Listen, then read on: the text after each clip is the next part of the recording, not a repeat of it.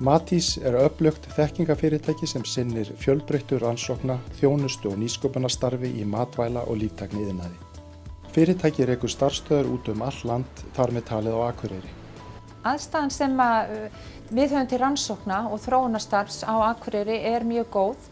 Við erum sem sagt með þessar áherslur að auka verðmæti okkar auðlinda og nýta þær með sjálfbærum hætti.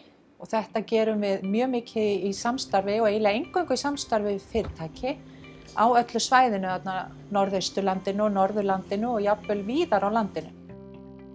Í gegnum tíðina þá hefur starfsemin mjög mikið tengst sjávarútveginum og það hefur verið áratuga samstarf milli Matís og til dæmis Samherja og fleiri fyrirtækja tengt sjávarútvegi á svæðinu. Til þess að standa okkur í alþjóðlegri samkeppni þá þurfum við að stunda vöruþróun. Þetta er svona ongoing vinna hjá okkur sem við vinnum í samstarfi við marga aðila og það er kannski fremstur Matís og þeirra starfsfólk. Sem dæmi tvö verkefni sem við höfum unnið með Matís er kortlagning veiðisvæða á Íslandi með tilliti til nýtingar, aðskotadýra og svo framvegis, holdafar fisk. Þetta verkefni skilaði okkur gagnagrunni sem við nýtum okkur einasta degi. Annað verkefni er flutningsferli á ferskum afurðum til Evrópu sem meðal annars leiddi til þess að við breyttum hönnun umbúða sem bætti afurðagæðin og jók geymsluþolið. Þetta verkefni hefur skilað okkur og fleiri Íslendingum milljónatugum í lækkun flutningskostnaðar.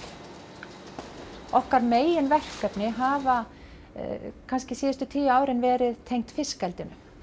Og við höfum verið að vinna með þessum fyrirtækjum öllum, vildi ég segja, en á mismunandi sviðum hverju og einu.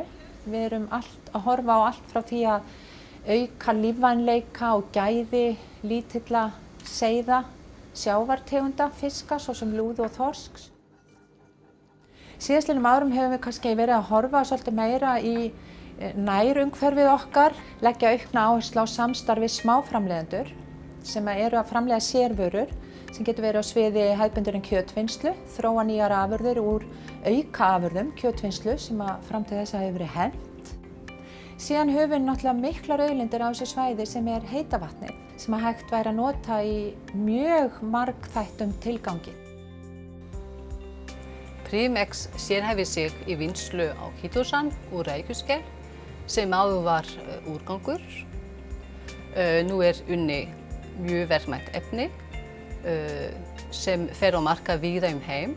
Til dæmis er að nota í fæðubótarefnum en einnig í lyfjatengdum vörum eins og sárameðhöndlunarvörum og öðrum slíkum. Svo má nefna snyrtivöruiðnaðinn sem er viðamikill markaður.